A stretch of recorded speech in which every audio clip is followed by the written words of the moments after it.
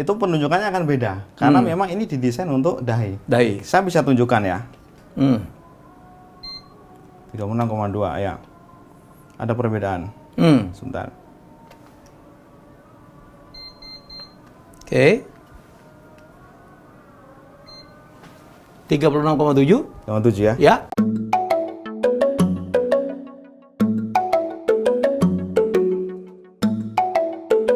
Sebelum kita mulai, saya ada rapid test.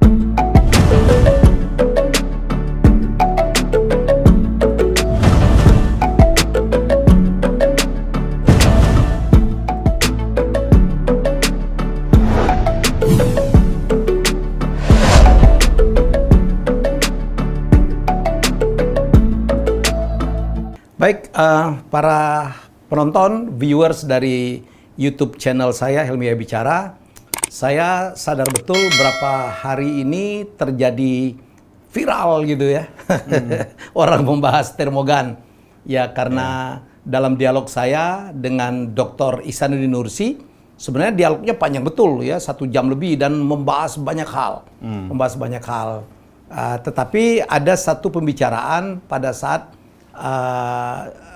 kita membahas tentang COVID dan ada satu kebiasaan protokol sekarang masuk mall itu harus ditembak lah ya dengan termogan yang diarahkan ke dahi, yang bilang kata Ihsanuddin Nursi kalau gue nggak mau tuh karena dan dia menyebut karena di situ ada laser, ada infrared kalau nggak salah, dan itu katanya adalah dipergunakan untuk untuk mesin, untuk kabel panas dan sebagainya ya. Dan wah, ada yang memotong bagian itu saja dan kemudian diviralkan kemana-mana.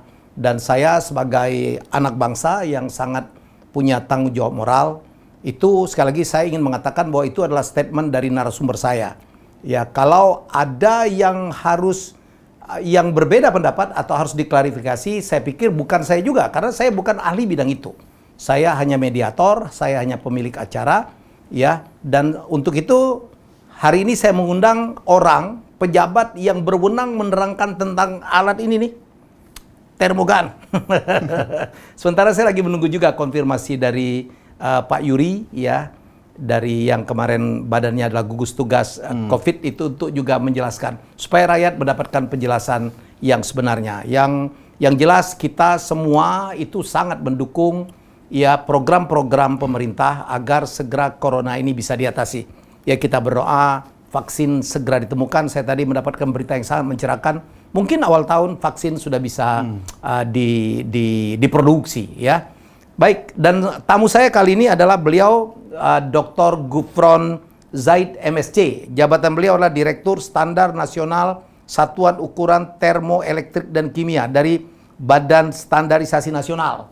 Jadi kalau kita ngomong alat ini, sebenarnya kalau tidak diizinkan oleh badan ini tidak boleh beredar. Gitu ya, Mas? Tidak juga sebetulnya. Tidak juga? Tidak. Oh, memberikan itu aja ya? Kita tidak berwenang untuk peredaran. Peredaran itu ada kalau untuk peralatan kesehatan ada di Kementerian Kesehatan. Oh, ini memberikan rekomendasi boleh atau tidaknya ya?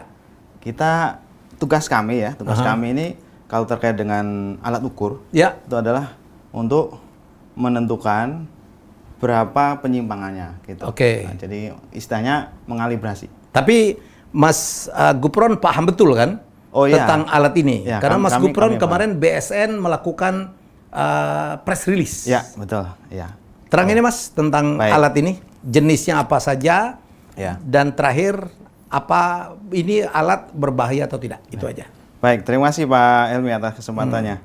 Jadi memang sedang ramai ya sekarang termogan ini.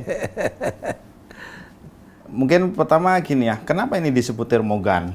Ya. Barangkali karena bentuknya ya. Ya. Kayak pistol. Jadi gini ya, bisa. Gun ya. Kayak gun gitu ya.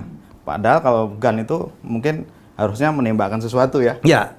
Tapi sebetulnya prinsip kerja dari termogan ini tidak menembakkan. Oh. Tapi sebaliknya dia menangkap. Menyerap? Iya, menyerap. Menyerap atau menangkap pancaran sinar. Ya, jadi sekali lagi ya, kita underline dulu. Jadi prinsip benda yang bernama termogan itu bukan menembakkan, tetapi menangkap. Jadi karena setiap benda, entah itu makhluk hidup atau benda mati, dia bisa memancarkan sinar ini gelombang elektromagnetik. Magnetik. Ya, elektromagnetik. Oke. Tergantung panjang gelombangnya nanti disebut misalkan infrared gitu ya. Ya. Seperti ini ya. Jadi ini ada 2 termogan, Pak ya. Ya. Termogan untuk tujuan medik, Ini tujuan medik. kesehatan, ya. Ya, ini disebutnya apa? Termogan klinik apa? Klinis ya. Ya. Termogan klinis Ya, untuk manusia. untuk manusia. Oke. Sementara yang satu ini adalah termogan jenis kelas industri. Ini memang untuk tujuan mengukur proses-proses di industri. Ya. Prinsip kerjanya tadi saya sampaikan sama ya. Ya. Dua-duanya menangkap panas yang dipancarkan oleh benda. Oke. Karena setiap benda itu memancarkan panas. Nanti benda yang memancar panas itu ditangkap oleh sebuah sensor di dalam sini. Kemudian sensor itu akan mengubahnya menjadi arus listrik. Oke. Setelah itu akan diubah ke suhu. Suhu. Nah, bedanya Kemudian baru muncul beberapa suhu. betul. Orang atau makhluk hidup ya, atau benda mati, atau benda tergantung. mati yang Ya. yang diukur. Betul. Terus Nah, persamaannya itu ya. Bedanya adalah kalau termogan industri kesehatan ini untuk medis ini memang karena dirancang untuk mengukur suhu manusia, Oke. maka rentang ukurnya pun sangat terbatas. Jadi hanya dari 32 derajat Celcius sampai dengan 42 derajat Celcius. Oke. Karena kan orang sehat itu biasanya kan antara 36 sampai 37 derajat Celcius. Jadi cukup lah ya. Udah cukup.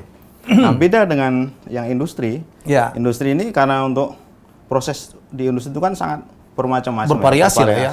Kalau di peleburan logam bisa Ratusan derajat Celcius. Makanya contoh yang saya bawa ini ya, ini dari minus 32 derajat Celcius sampai dengan 350 derajat Celcius. Wow, minus 32 sampai 350 plus 350 derajat Celcius. Ada lagi yang saya jumpai tadi itu sampai dengan 1000 derajat Celcius. Oke. Bergantung mau ngukur apa gitu ya. Kalau sinarnya, kalau yang Sama. klinis pakai sinar apa? Tadi saya Ini nggak sampaikan pakai sinar sama sekali ya? dua-duanya tidak menggunakan sinar. Oh. Untuk cara kerjanya ya. Ya. Jadi menangkap. Jadi misalkan ada peleburan logam. Katakan suhunya berapa ratus derajat. Dia akan memancarkan sinar. Oke. Nah, oleh yang termometer jenis industri ini, sinar yang dipancarkan oleh panas tadi ditangkap. Kemudian diterjemahkan ke arus listrik dan kemudian diubah ke suhu. Berapa suhunya? Katakan misalkan 500 derajat. Yang katanya ada sinar keluar, ada sinar nggak Mas? Oh ya, ada. Nah, ini memang kalau untuk termogan industri ini, karena tadi adalah untuk mengukur sesuatu yang sangat panas, maka biasanya dari jarak jauh. Ya, karena nggak bisa didekatin ya. Panas sekali didekatin. Apalagi bisa di atas gitu yang diukur ya. Untuk trafo listrik misalnya kan di atas, maksud kita mau naik-naik. Ya. Nah, fungsi dari laser ini adalah untuk Pointing. mengarahkan. Pointing. Supaya pas di objek. Betul. Misalkan kita mau nembak di ujung sana. Nah, di sini ya, di batu yang hitam ini gitu ya. Ya dipaskan di sini. Nanti akan muncul di sini. 32 derajat Celcius gitu ya. Oh. Ini sinar apa nih, Mas? Ini kalau ini laser. Laser. Laser. Berbahaya tidak untuk manusia? Nah, di sini sebetulnya ada kelasnya, Pak. Ada kelasnya. Misalkan nih ya yang di sini ditulis caution, ada ini ya juga ada cautionnya. Di sini adalah yang digunakan adalah laser biasanya memang seperti ini, kelas 2. Nah, kalau kita cek di internet banyak lah ya, kalau kita coba cek kelas 2 itu, maka dia akan disebutkan ini powernya kecil, sekitar 1 miliwatt. Sehingga dia tidak berbahaya untuk manusia kecuali kalau kena mata. Itu sama kayak kita untuk presentasi itu ya? Betul, sama. Dan dulu atau kalau main bola itu Indonesia lawan Malaysia gitu yang dipakai gitu. Itu sama dengan ini. Sama. Jadi ini nggak, kalau kena mata tidak bagus. Nggak bagus. Kalau kena mata nggak bagus. Makanya ini kan untuk industri, bukan untuk manusia. Kalau yang ini, yang untuk manusia tidak ada sinar sama sekali. Karena dia ngukurnya kan jarak dekat, Pak. Ini biasanya kalau kita cek di manualnya ya, biasanya akan tertulis tuh 3 cm sampai dengan 5 cm. Ada juga yang sampai 10 cm. Jadi apa perlunya ada laser gitu. Kalau ini boleh pakai laser, boleh nggak ya? Kalau ini nggak pakai laser tadi Pak, sulit untuk mengarahkan. Karena Tapi kan kalau jauh. jarak dekat boleh dong. Boleh, ini lasernya boleh dimatikan Betul, Pak, oke. sebetulnya. Nah, jadi persoalan Mas, Ah. ada nggak beda secara kasat mata gitu? Ya, mana yang termogan untuk manusia yang klinis dan Ya. mana yang termogan untuk industri? Untuk user ya, Ya, sebetulnya kalau dari lihat tampilannya saja, ya. biasanya Kan mirip ya, kan ya? biasanya warna ya. Ah. Walaupun jujur saya belum pernah melihat ada semacam standar yang Oke, harus oke. warnanya apa. Oke, Tetapi biasanya warna untuk yang kesehatan ini, termogan medik ini biasanya warnanya semacam ini. Putih, biru, hijau. Ya, maksud gitu. saya kenapa begitu supaya masyarakat tahu Betul. bahwa yang digunakan untuk biasanya menembak dahi itu adalah bukan termogan untuk industri. Ya. Nah, kalau yang industri biasanya kebanyakannya warnanya ini. Warna ini. Oke. Ya, ya, ya. Itu ya, yang paling simpel barangkali ya. Ya, ya. Walaupun jujur sekali lagi saya belum pernah lihat ada yang membuat standar bahwa yang industri warnanya ini gitu ya. Dan termogan industri Ya. bisa juga dong dipergunakan untuk manusia karena range-nya masuk kan? Dari sisi range masuk ya, tetapi karena dia tidak diperuntukkan secara khusus, Ya. maka akurasinya yang beda, Pak. Oh. Oke. Nah, kalau termoganin yang kesehatan ini karena tadi rentang ukurnya adalah sangat sempit dari Oke. 32 sampai 42, dia akurasinya 0,1 derajat Celcius sampai dengan 0,3 derajat Celcius. Baik, baik. Dan kalau ini sebenarnya sudah ada standarnya. Oke. Kalau internasionalnya ya. Ya. Dari misalkan dari OIML, gitu Ya. ya, itu Organisasi Meteorologi Legal Sedunia, Ya, ya. atau itu juga kemudian sudah diadopsi oleh Kementerian Kesehatan kita untuk termometer infrared itu kesalahan yang diizinkan atau Ya. toleransinya itu 0,3 derajat Celcius. Pak, barang ini yang masuk ke Indonesia semua harus melalui apa BSN?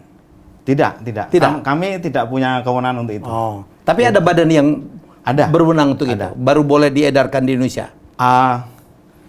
Semestinya demikian ya, tapi Ya. itu di luar kewenangan kami. Oke. Nggak, saya pengen tahu. Tidak bisa. Ya, tidak bisa saya cuma menyampaikan kepengen itu. tahu aja bahwa Ya. ada badan yang mengurusin masalah perizinan itu ya.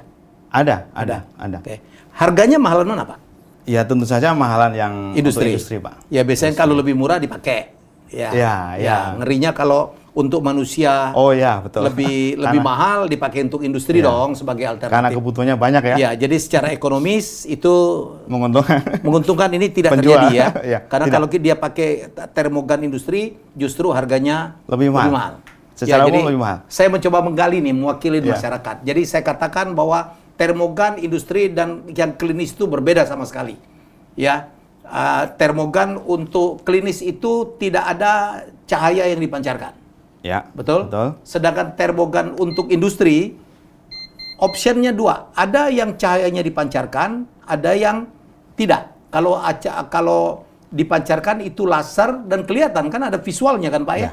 Betul. Jadi visual kelihatan. Oh Kelihatan. ini industri nih. Kalau lasernya dinyalakan. Ya. Dan laser itu berbahaya kalau kena mata. Ya. Dan, Betul ya Pak ya? Betul. Oke. Dan tadi Pak, mohon maaf. Laser itu hanya untuk Pointing. pointing saja. Ya. Bukan untuk ngukur ya. Bukan untuk ukur, ya.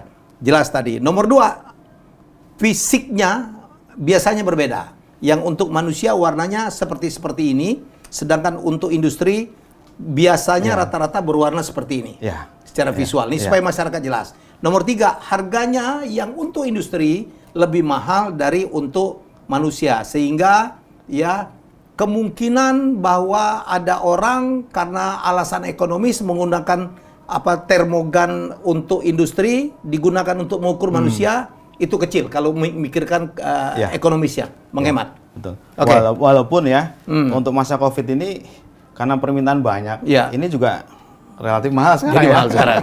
Udah mulai murah lagi itu. Iya, udah mulai mahal.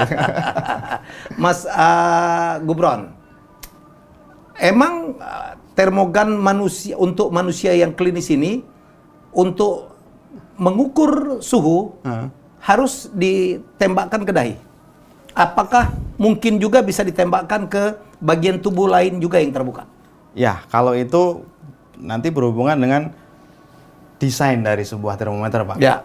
Kalau ini memang adalah didesain untuk mengukur dahi. Ya. Sehingga kalau digunakan untuk mengukur di tempat lain di tubuh kita, penunjukannya akan beda. Ya ini kan kita masuk ke kantor, masuk ke mall gitu kan. Kalau ada orang yang katakan saya nggak mau di dahi, saya mau di telapak tangan aja atau di punggung tangan ya. Itu penunjukannya akan beda karena memang ini didesain untuk dahi. Saya bisa tunjukkan ya. 36,2 ya. Ada perbedaan. Sebentar.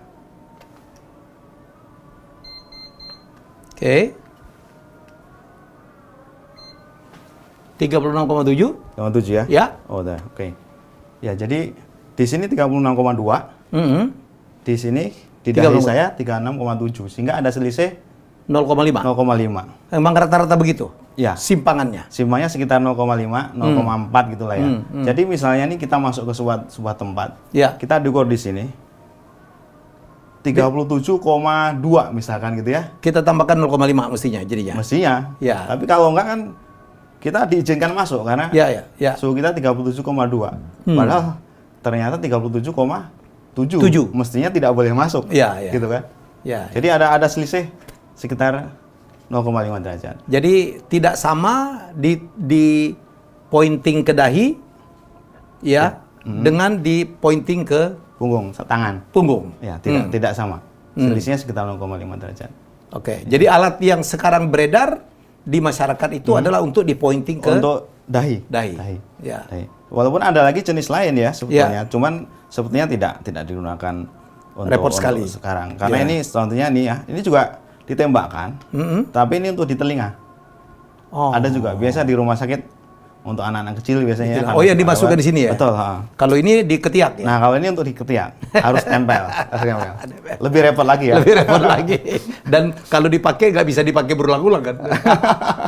Masa bekas apalagi musim ketiak orang? Ya harus dicuci dulu ya. Cuci dulu. Ya. Karena saya udah melihat juga nih Mas Gupron di beberapa tempat. Saya tadi ke kantor pajak gitu. Jadi yang diukur itu adalah cukup palm aja. Oh ya. Bisa. Cukup telapak tangan gitu. Ya. Dan ada lagi yang menggunakan cuman kayak kamera aja. Kita melihat sebuah monitor dan ketangkap semua gitu ya, kayak citranya gitu. Betul. Dan juga muncul. Ya, itu yang kita sebut thermal imaging ya. Thermal imaging. Jadi dia sensornya rays gitu ya. Dia bahkan orang banyak lewat kayak di public space kayak bandara begitu ya. Itu memang paling cocok seperti itu. Jadi semuanya di-scan semua orang, kemudian ada di layar monitor. Kayak di bandara kita kan lewat-lewat aja kan? Di layar monitor kelihatan, ada yang suhu berapa, ditandain gitu.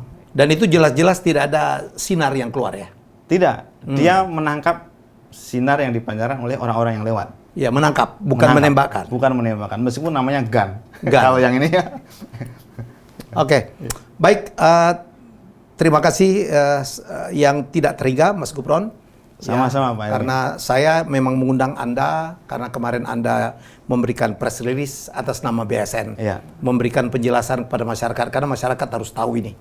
Ya, jadi itulah penjelasan saya dan semoga ini tidak lagi menjadi polemik. Ya, jadi kalau orang minta ditembak ke tangan itu sebenarnya nggak salah juga, tapi ada toleransi sedikit sekitar setengah derajat. Setengah derajat. Ya, jadi walaupun kata Mas Gupron tadi memang alat ini memang untuk ke dahi. Ke dahi, ya. Dan ini tidak ada sinar sama sekali. Ya, tidak ada sinar sama sekali, malah dia menangkap. Betul. Ya, menangkap. Jadi cuman iseng aja saya. Kalau dahi misalnya dari ruang AC dengan dahi dari kita berkeringat karena olahraga berbeda nggak? Sebetulnya bukan karena dahinya ya, tetapi memang proses di dalam tubuhnya. Proses di dalamnya yang naik. Naik. Ya. Jadi kalau kita baru keluar dari AC turun mobil gitu, yang karena, ditembak dahinya? Karena secara keseluruhan badan kita sedang dingin sebetulnya. Sedang dingin. Karena kayak kita habis tidur ya, tidur ruangan ber-AC, kita kan kedinginan. Jadi bukan hanya dahinya yang dingin, seluruh tubuh kita yang dingin gitu. Dan ini kan cuman awalan aja ya istilahnya. Betul. Indikasi pertama. Indikasi awal. Kan tidak berarti ketika tidak berarti itu 38 kemudian COVID tidak begitu kan. Tidak. Jadi sekali lagi, ini penting nih bahwa suhu itu adalah salah satu indikasi awal saja. Betul. Ya kan untuk menentukan COVID atau tidak diperlukan tes-tes yang lain. Iya. Ini penting nih. Terima kasih Mas Gufron. Semoga Sama-sama, ini memberikan penjelasan kepada masyarakat ya. Jadi supaya kita tidak lagi simpang siur tentang pemberitaan yang muncul di salah satu konten YouTube saya. Jadi ya semoga ini bermanfaat. Semoga ini memberikan penjelasan yang sejelas-jelasnya. Ya. Saya mengundang ahlinya langsung. Ya, dan beliau berwenang. Jabatannya memang direktur di BSN yang mengurusin masalah standarisasi kan? Ya. Betul ya? Jadi kalau saya bacakan jabatan beliau ya, Direktur Standar Nasional Satuan Ukuran Termoelektrik dan Kimia. Inilah barangnya. Ini termoelektrik kan? Ya, ini salah satu yang ada di bawah direktorat itu adalah memang untuk alat ukur suhu, termometer ya, termometer. Baik. Terima kasih sudah menyimak. Semoga informasi yang disampaikan dari konten kali ini dari Helmi Bicara bisa disebarkan. Tolong sebarkan ini ya kemanapun ya. Kalau kemarin Anda memposting ini hoax, ini apa gitu ya. Mari kita luruskan sama-sama. Inilah penjelasan yang sebenar-benarnya tentang termogan. Tapi yang jelas kita selalu berdoa agar Corona COVID-19 sesegera mungkin bisa hilang atau bisa kita atasin. Kita berdoa bahwa rencana bahwa vaksin katanya akan mulai diproduksi di awal tahun ini, tahun depan ya akan segera terlaksana sehingga kita bisa kembali hidup dalam equilibrium baru. Ya new normal. Ya, dan lebih normal lah ya. Tidak seperti sekarang ya. Baik, terima kasih. Kita jumpa lagi dalam konten selanjutnya dengan tamu kami yang lain lagi. Bye-bye.